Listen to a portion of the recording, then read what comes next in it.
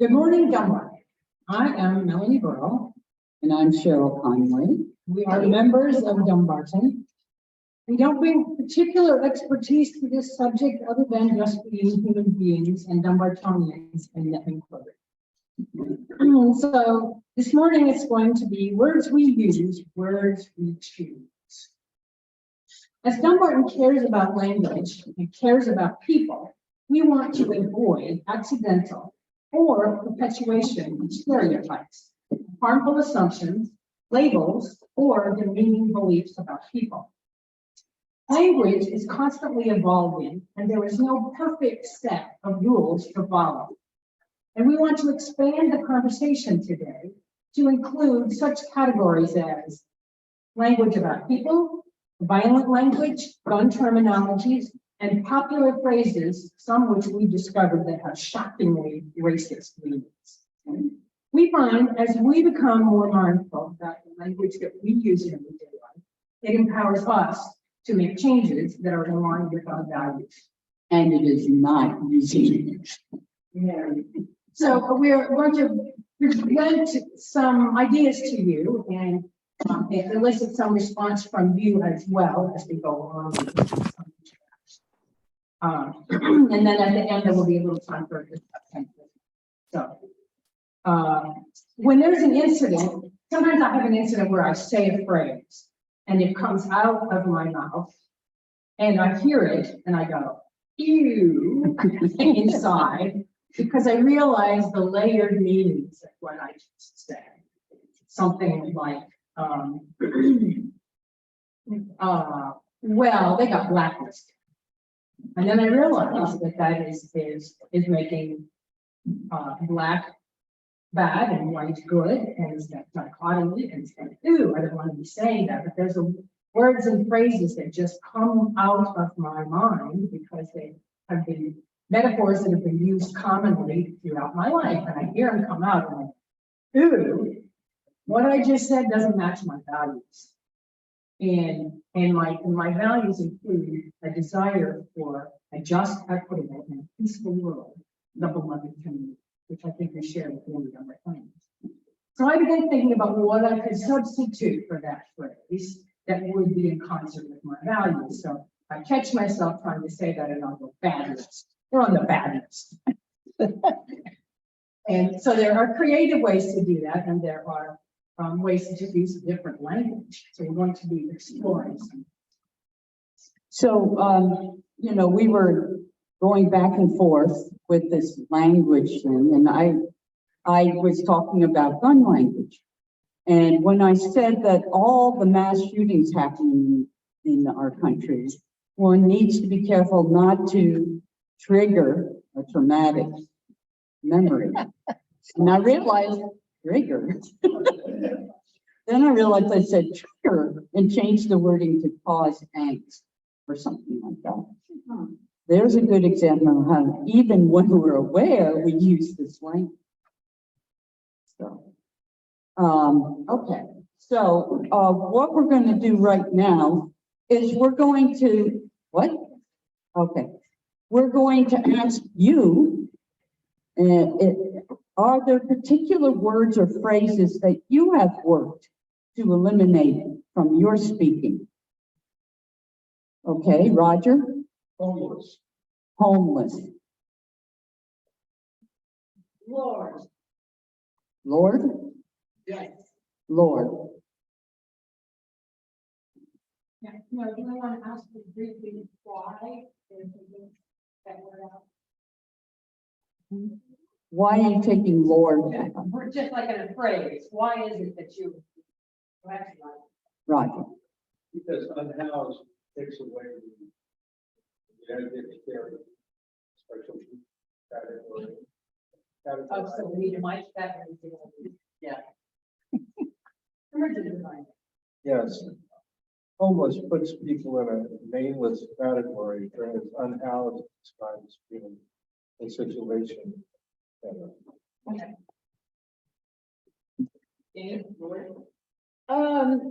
I guess essentially because it doesn't mean anything to me, and I want words that have meaning. It's also hierarchical. And, Okay. I inherited from my parents, kind of prohibition on using the word hate. And didn't think much about it, but I really like avoiding that word because it's very strong. Usually you can say, you know, I dislike something. And I haven't suffered by not using the word hate. Anybody else? by the way, on what? On Zoom? On Zoom, you can put something in chat and it looks like there are several. African American and Reverend Dr. Jacqueline says, my Black American friends have told me that they are not African, so use other terms such as Black American. Very interesting. Thank you, Jack. Anything else? I don't see anything else on there. Okay, so anybody else? Anybody who hasn't spoken yet, I want to expunge from your vocabulary. Retarded. Oh, Yeah. Do I need to say more? The word handicapped. Go ahead. I do a lot of work in Native American and I'm very sensitive to the words that are used there.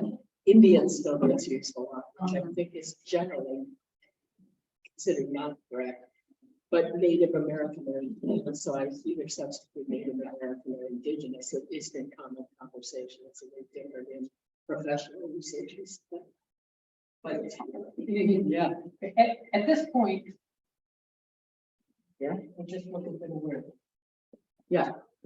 At this point, we're just looking for the word, not the substitution. So just the word, and possibly a word reason. I think Midwestern hate was also an outlawed word in my family. Just one word too. And the only thing you were allowed to hate was hate. okay, on the screen, wheelchair bound. Oh, good. So Yeah, that's a good one. repeat, please, with the microphone. Wheelchair bound was in the chat. Great. The verb trump.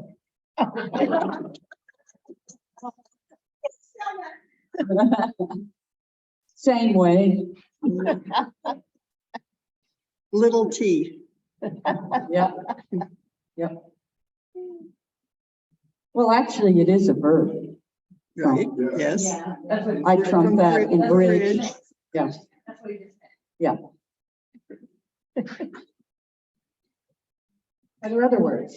Other words that you would expunge from your I don't know if this really, I think it's Ted Lasso's thing of substituting, doing this. No, don't do substitute, just the word. The word judge. But that's why I thought it wasn't really appropriate. Okay. Okay, What he said was, substituting curious for judge. That's kind of not what we're doing here, but that's a good, again, that's the same theme. What do the words create when we use the words? And how does that measure up with what we want to create? I just. 1 second, Jenny. one word that I have seen change in its meaning is actress. Oh, yeah. Oh, yeah. Okay, she said actress. And Jenny? I just term, handicapped versus. We had handicapped already. It's okay. I know you said it before, and so we put it up. Okay, any phrases that you try to, Oh, my goodness. phrases that you used to use? Okay, yes, mm-hmm. Sanctification. okay. All right, I think we've got a long list here. I don't think there's anything else on chat. Okay, so let's go on.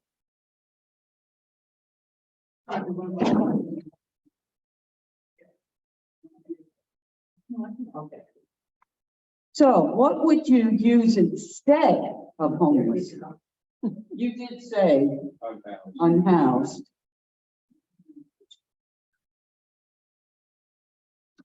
What would you say? Are there others? Other things that use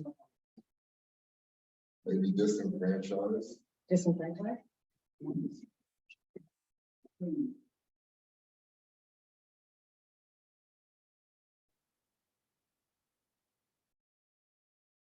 And I would add saying rather than homeless as the homeless, say people who are.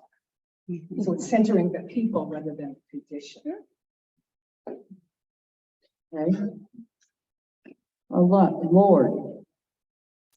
What would you say instead of Lord? God would work. Creator. Yeah, we have a lot of them for department. Mother, father. Sometimes people refer to Jesus. He said, They are, yes. Savior. Savior, yeah.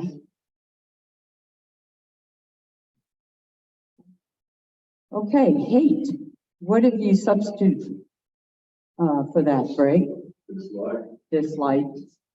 It seems easy, but hate comes out very easily. Miami. What? Miami Heat? Yeah. Okay.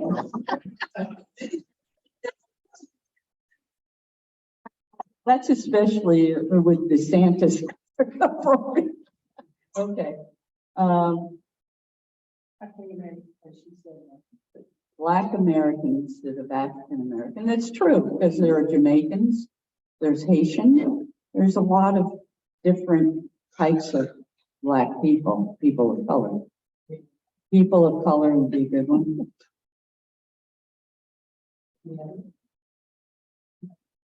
Okay, any others? Think of? Yes. People, Just people. just say people. To substitute for that word handicap, really a noun is better than an adjective instead of disabled people first with disability. Yes, people with disability, right. Instead of the disabled, which Right. just. Okay, retarded. There you go, developmentally disabled. Or, What? because I think a lot of times it's not used actually to refer as a person with disabilities. Say, frustrating, annoying Oh, yeah, person. yeah, Good point. yeah. Frustrating, annoying. Referring to the person instead of calling a name to say the adjective that annoys you about that person, right? No? No, I'm thinking about so deeply different from me, from childhood. Saying, you're an idiot or you're retarded. Yeah, And yeah, stupid.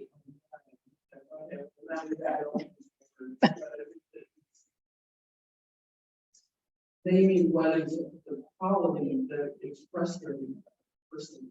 yeah. Good one. It's still calling names though. Yeah, but yeah, that's true. It's less inflammatory.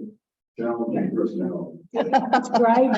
Describing the behavior or the activity or the Oh, gotcha. response Yes, rather than labeling the person. that's right. So it's just, yeah. Good, good. Wait, what did you say before the rather than labeling? I didn't hear that. I'm not. Describing the characteristic Oh, of the person or your response to it. Okay. If they're frustrated. okay. You're describing that instead of just naming a big blanket name that, Yeah. fill in the blank what it means. Yes, it's derogatory. And in Maryland, there is the Department of Yes, Yes. Yes. Right, right. So in Maryland, there is actually a department that is for the developmentally disabled. Right. Cheryl, but I have Yes, Connie. one of the terms that we're starting to see used a lot more for people who have some of those issues is neurologically diverse. Oh, okay. What Connie said is another word is neurologically diverse And that was someone actually does have a different way of thinking. they have ADHD or they have some other way that they process differently. That wouldn't be it's not a slur or anything. Right. It's a way of recognizing that there are people who may have those Neurological problems, right? Where does this relate to autistic? Oh, That's what I've heard. Yeah, on- Just- yeah. It's autistic. yeah. On the spectrum. Okay, how about an Indian? Okay, okay, we're gonna go to the next thing. I didn't want to run out of time. I love this stuff. So, You might have questions. We have a lot of stuff.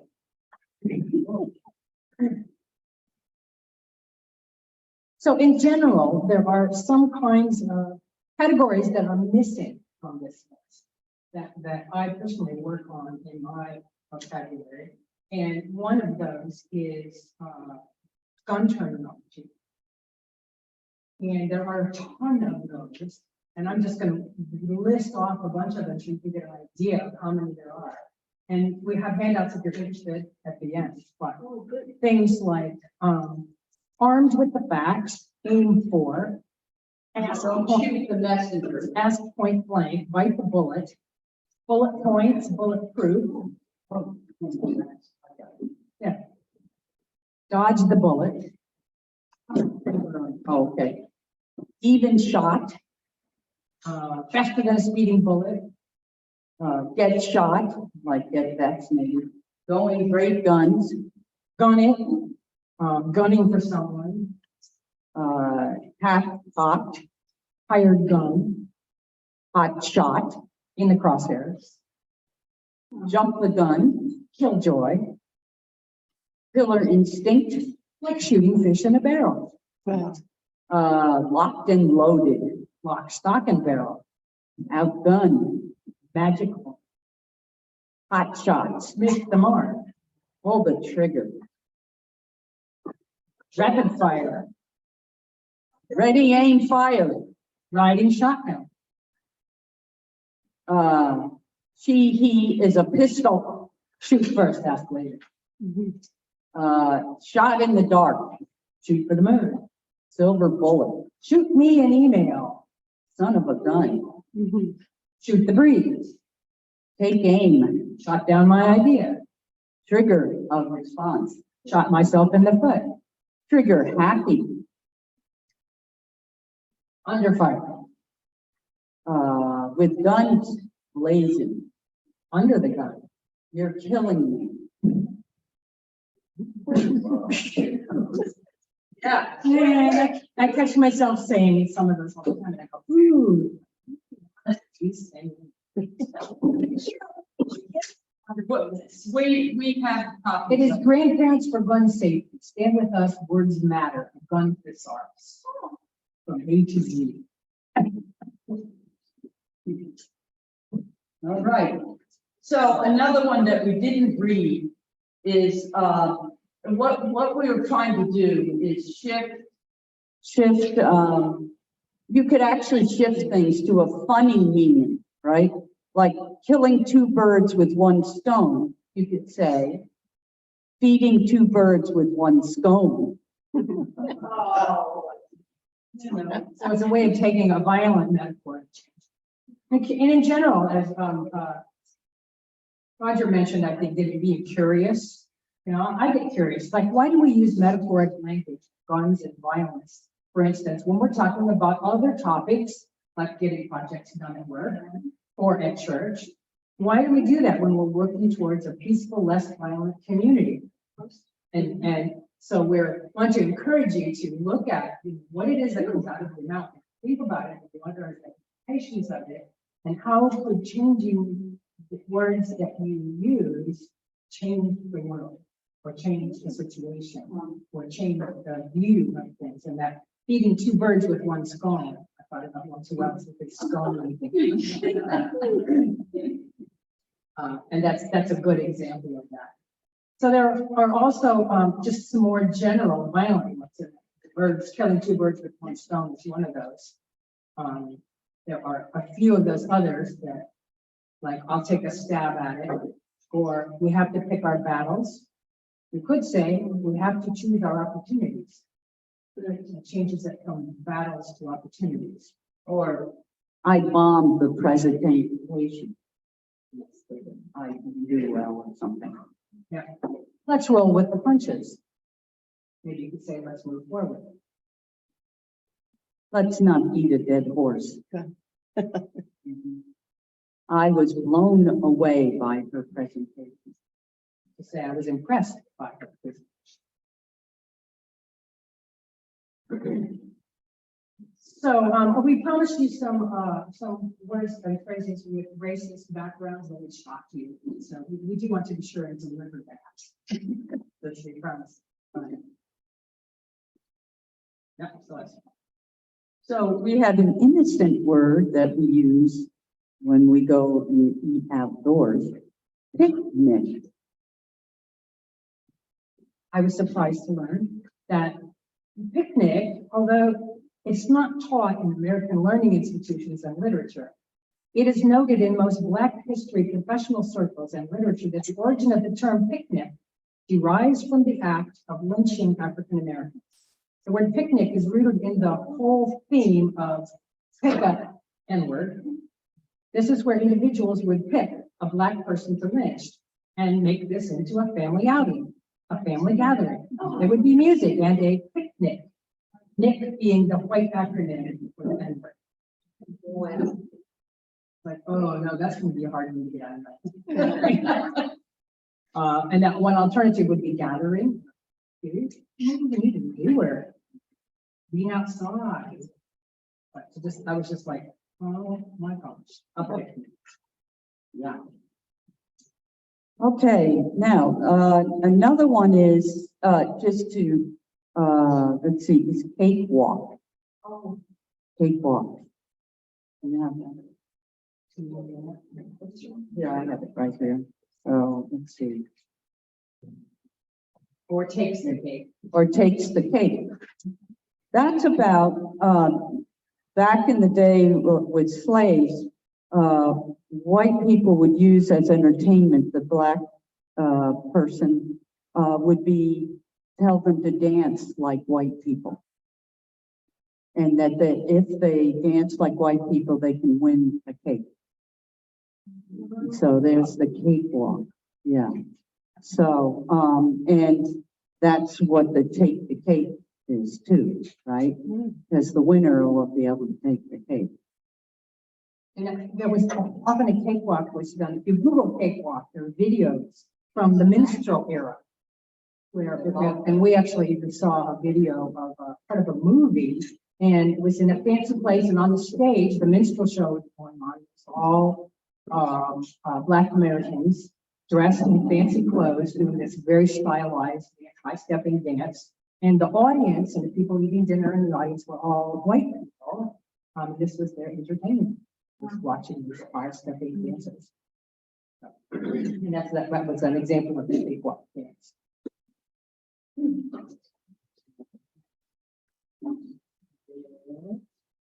Oh, can we just say, there are a couple of things also that are not about Black, but other races, like Asian people.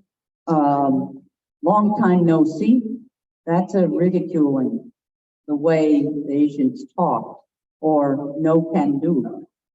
Those are things that are ridiculing the Asian people. Guru, believe it or not, is disrespectful to Buddhists because a guru is, and Hindus, because guru is a very, very specific teacher. The word is a sign of respect. And so just using it like, oh, she's a guru, is disrespectful to Buddhists. Yeah, like I used to call Jeannie our Zoom guru. And why not say expert or teacher? Yeah. Okay. Oh, mumbo jumbo. Oh, no, either that or. Yeah, we discovered that the ice cream truck song, when ice cream trucks played Turkey in the Straw, that Turkey in the Straw was originally spoke to maybe Europe in the early 1900s. An artist made a version of it, Harry C. Brown, who was a vaudeville actor. He changed the lyrics to N-word, love a watermelon. Ha, ha, ha. So, da, da, da, love a watermelon, ha, ha, ha, you know, that kind of thing. So even Turkey in the Straw was changed to a racist meme. And another one I was surprised was Hep Hep Hooray, or Hip Hip Hooray. It was a call that shepherds used to, when they were herding their sheep, they'd go hep hep, they herd the sheep. But during the Holocaust, German citizens started using it as a rallying cry when they would hunt down and kill Jewish citizens. And the phrase's anti-Semitic undertones go as far back as 1819 with the Hep Hep riots, a time of both Jewish emancipation from the German Confederation and also communal violence against German Jews. So there's so much to learn. Yeah, we talked some with some of the examples that you had up here about bias-free language, putting the person first, not the descriptor, to be sensitive to the humanity behind the label, about people who are, or people who are on the spectrum, or people who have a condition, rather than being the poor or the gays. As one of us that personally gets that, rather than people who are. And that's, you know already, because you've already mentioned it, like the handicap and describing the conditions of people instead of saying people with a handicap, people who happen to be well. So, are there thoughts that you have, or questions, or reflections, or comments at this point? Oh, there's stuff up there.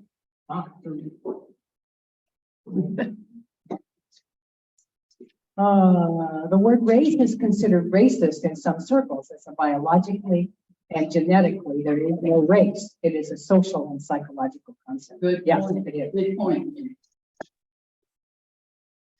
Thank you. It seems that a lot of words that we use are wrong, but hopeless to change. I mean, do we have another name for Good Friday? I mean, what an absurd label for Christian. And there are a lot of other words too, where it seems like it's a lost cause. I was going to introduce one other idea, though. Dean Rice has showed me a book by Michael Walzer about liberals, and the book makes the argument that liberal is not a noun; it's an adjective, and that, as a political scientist, that makes a lot of sense to me, because liberal, you don't really know what a person's views are, how conservative they are, or believe in national, whatever. It's more an attitude toward politics and toward tolerance and everything. So the adjective works better than the noun. I think in terms of the homeless or the hopeless feeling about it, it is a huge task, but there are small changes that each person can choose to make if you want to. And we're not here to judge or to say, this is right and this is wrong, but to think about it, to be in the inquiry, to thinking about what the words we use are, and to use them to the maximum power and correct meaning as possible. So it is, you're right, I don't think it's ever going to be fixed totally, but we can make changes in our individual speech. And if you listen to what goes on at Dunbar in worship and people, you can see that people have changed their wording about things. So it does make a difference. I think one of the most common things is words like chairman, mailman, and things like that. Just so ingrained.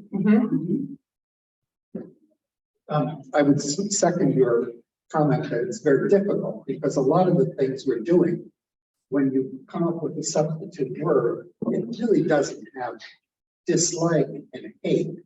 To me, it's they're very different kinds of connotations and things that go on, or Lord, God, or Creator, or, you know, they're a lot of all the words that, not all the words, but some of them are you're substituting something that's sort of a paddle for, you know, a very descriptive word. So I don't know how you get around that. I was particularly taken to this picnic. It's like, oh, I could use the word picnic again, but you know, barbecue or some of the other words just don't really come it. As you say, it's very difficult. It's difficult, and that's where the creativity comes in. I would also say that our language is always evolving, as you said at the beginning. And so even if there is a history one way or another, if it's not broadly known, then that doesn't attach to it in a way that most people with the word picnic or with any number of words would really have that enter their consciousness.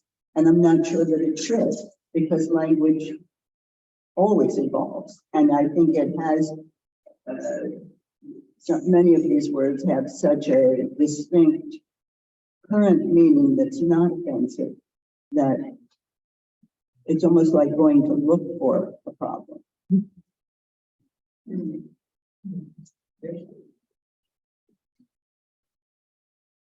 Sorry, I've been in and out, so forgive me if you've already talked about this, but I also think there's the opposite happens because there's like a reclaiming of some words, right?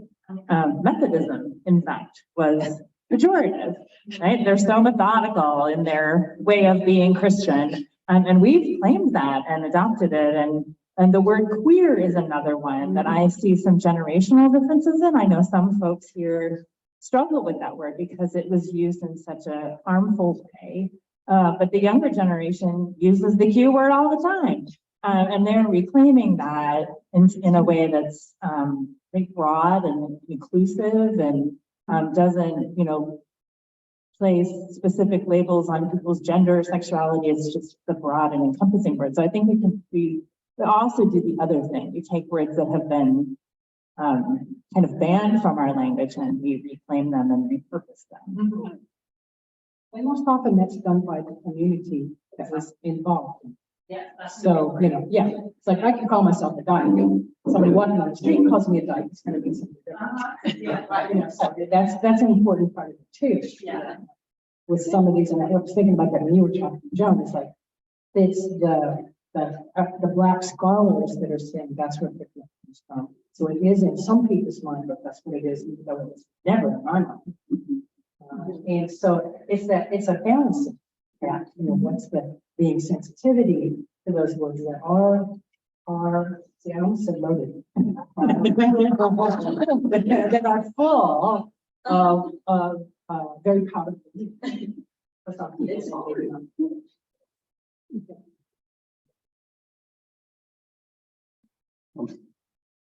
In the theme of reclaiming words, I remember when I was a kid, probably 10 or 12 years old, I knew that the two words you could never use for African American people was black and the N word.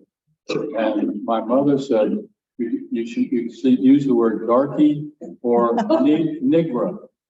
So I went with nigra until I got in the civil rights movement and was told that it was Negro. But soon after that, the word black came back into fashion. And black power and black are beautiful. And it occurred to me that when you have a word that has negative connotations, that becomes a bad word. And then you substitute something else for it.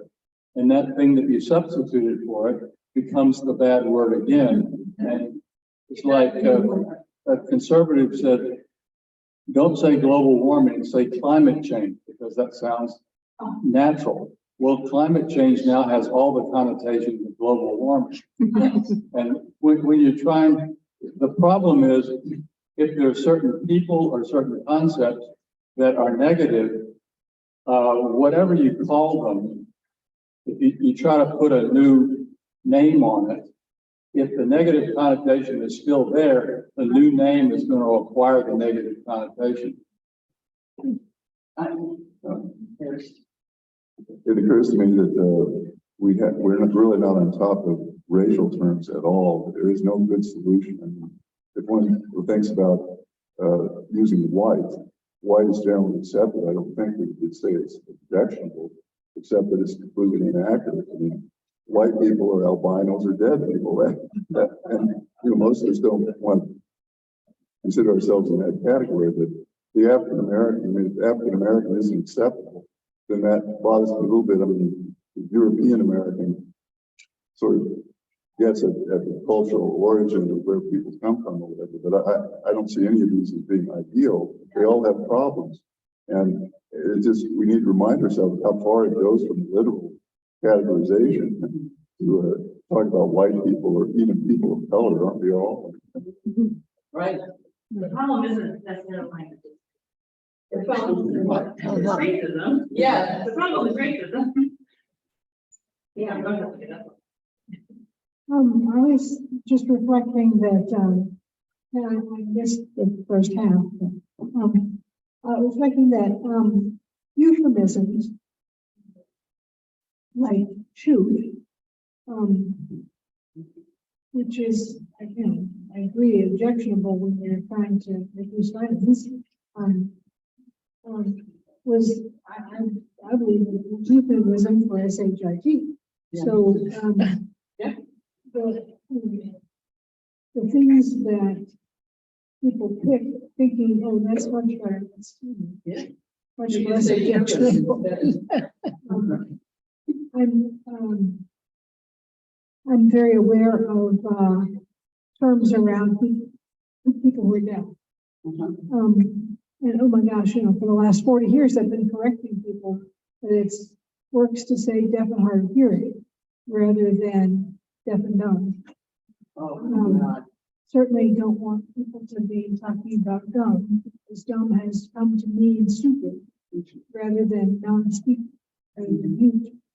And even deaf mute doesn't work because most deaf people, speak some or laugh out loud or, they're not mute.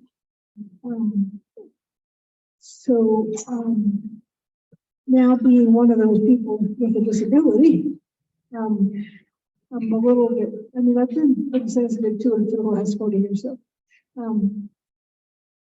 and as a sign language interpreter, we get to deal with these things day in and day out.